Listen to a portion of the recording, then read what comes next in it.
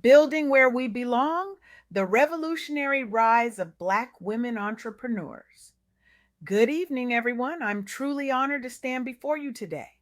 Recently, I had the extraordinary privilege of interviewing Kiki Lauderdale, whose groundbreaking research on Black women entrepreneurs has fundamentally transformed how we understand innovation in America. Kiki isn't just documenting a trend, she's illuminating a revolution. Her fearless advocacy has created pathways where barriers once stood, challenging institutions to recognize the untapped genius they've systematically overlooked. Through her work, countless Black women have found validation for their entrepreneurial vision and the courage to pursue it despite formidable obstacles. What struck me most during our conversation was a startling contradiction that sits at the heart of American business culture.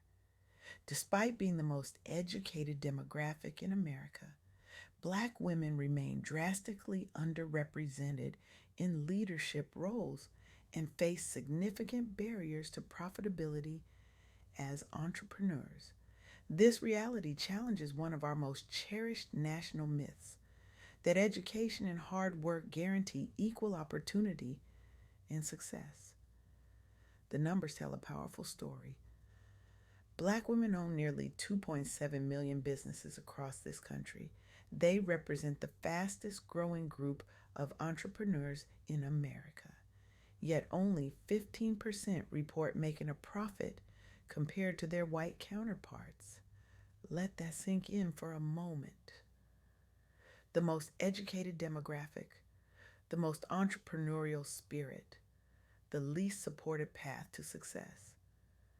As Kiki Lauderdale explained during our interview, this isn't just about individual ambition or personal grit. Though Black women have demonstrated both in abundance, this is about systemic barriers that persist despite credentials, despite qualifications, despite proven market demand. What makes this conversation so urgent is that it forces us to confront a fundamental question. What happens when a society systematically undervalues its most educated and entrepreneurial citizens? The answer, as I learned from Kiki, is both heartbreaking and inspiring. When traditional doors remain closed, Black women build their own houses. When conventional paths exclude them, they forge new trails. When existing products ignore their needs, they create solutions not just for themselves, but for entire communities that have been overlooked. This isn't just entrepreneurship, it's revolutionary problem solving born of necessity. Consider the journey of Melissa Butler, founder of the Lip Bar. While working on Wall Street, Melissa recognized a glaring gap in the beauty industry: the lack of diverse products for women with deeper skin tones. So she started mixing lipsticks in her kitchen, creating vibrant colors that celebrated rather than marginalized Black beauty. When she appeared on Shark Tank in 2015, the investors didn't just reject her idea, they ridiculed it. One investor infamously told her, "The market doesn't need another lipstick." Imagine hearing that your community's needs don't matter enough to constitute a viable market. But Melissa knew better. She understood something fundamental about innovation that her critics missed.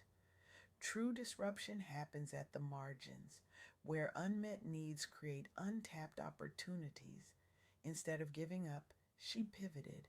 She leveraged e commerce and social media to reach her community directly. She built brand loyalty through authenticity and representation. Today, the Lip Bar products are sold nationwide in Target stores, generating multi million-dollar annual revenue. What's remarkable about Melissa's story isn't just her personal success, it's how her journey exemplifies a broader pattern that Kiki Lauderdale highlighted in our interview. Black women's entrepreneurship isn't primarily driven by personal ambition. It's often a response to exclusion from traditional economic pathways, motivated by necessity and community impact. This pattern repeats across industries, creating what Kiki calls innovation through exclusion, a phenomenon where being locked out of existing systems forces the creation of new, often superior alternatives. Take Arlen Hamilton, founder of Backstage Capital. Before becoming one of Silicon Valley's most influential venture capitalists, Arlen experienced homelessness. She entered the exclusive world of venture capital without prior experience or connections, facing skepticism as a queer Black woman in an industry dominated by white men. What drove her wasn't just personal advancement, it was witnessing firsthand how difficult it was for marginalized founders to access funding, regardless of the quality of their ideas or the size of their potential markets. Arlen built relationships online, leveraged storytelling around diversity gaps in venture capital, and created public accountability around investment transparency. Today, Backstage Capital has invested over $20 million into more than 200 companies led by underestimated founders. Her impact extends far beyond those investments. As Kiki explained during our conversation, Arlen didn't just create a fund, she changed the conversation within venture capital regarding who gets funded and why representation matters. She made it impossible to claim there weren't qualified, diverse founders to invest in. This pattern of innovation through exclusion continues with Maya Smith, founder of the Do Hair Care.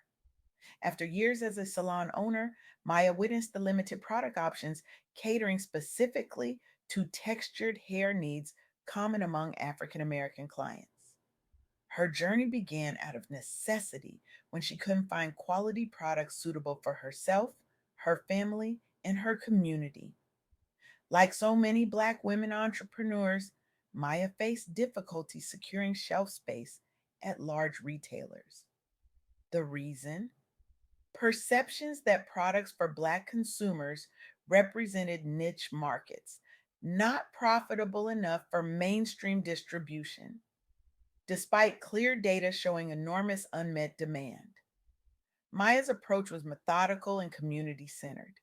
She focused first on grassroots marketing within local salons, then used data driven pitches showing demand trends when approaching national chains.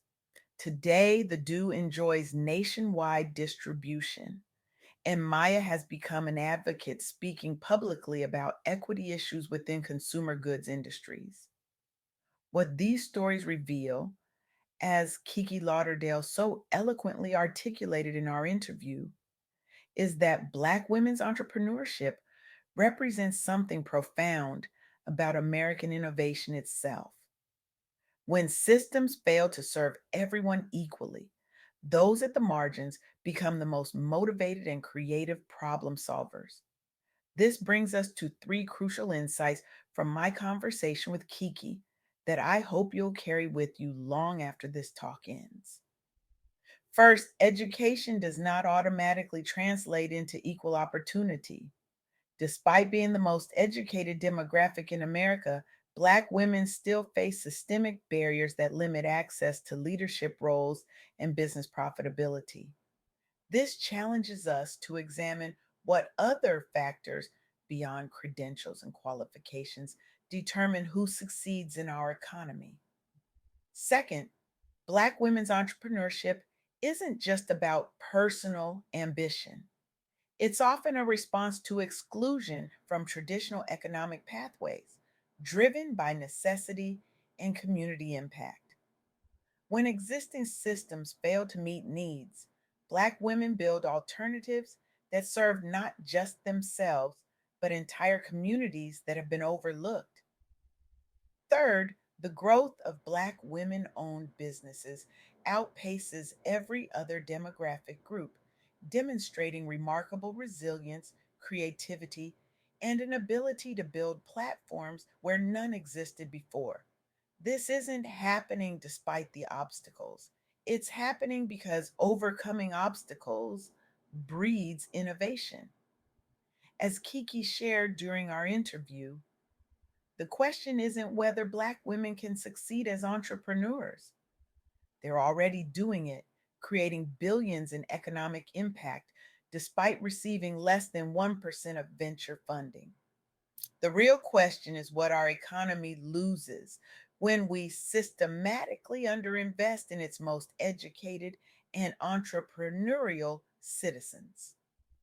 This brings us to a profound truth that emerged from my conversation with Kiki Lauderdale. The greatest innovations often come from those who have been excluded from existing systems. When you can't find a seat at the table, you build your own, and that new table often serves more people more effectively than the one you were excluded from. The stories of Melissa Butler, Arlen Hamilton, and Maya Smith aren't just inspiring tales of individual triumph. They represent a collective reimagining of what business can be when it grows from genuine need rather than mere opportunity, when it's built to serve communities rather than extract from them, when it measures success not just in profit, but in impact. As we conclude today, I challenge each of you to recognize that what we're witnessing isn't just a trend, it's a transformation of American entrepreneurship itself. The question is no longer whether Black women can succeed against the odds. The question is whether our society will finally recognize that by systematically excluding its most educated and innovative citizens, we're sabotaging our collective future. The next time you hear about a niche market or a special interest, I want you to ask yourself who decided what's mainstream and what's marginal? Who benefits from maintaining those boundaries? And what innovations are we missing because we've normalized exclusion? Today, I'm asking you to do more than admire these stories from a distance. I'm challenging you to become active participants in dismantling the barriers that make them necessary in the first place. Whether you're an investor, a consumer, a mentor, or a leader, you have power to change these patterns. Will you use your influence to ensure that future generations of Black women entrepreneurs don't have to build what should have been there all along? Will you recognize that supporting Black women's businesses isn't charity, it's investing in the most innovative segment of our economy? Will you acknowledge that dismantling systemic barriers benefits not just those who've been excluded, but our entire society? The revolution isn't coming, it's already here, being led by Black women who refuse to wait for permission to build where they belong. The only question is whether you'll join them in creating a world where innovation flows freely from every corner of our society, not just from those who've traditionally held power. The future of American entrepreneurship is being written right now by those who were never meant to hold the pen. And that future looks brilliantly, radically inclusive. Thank you.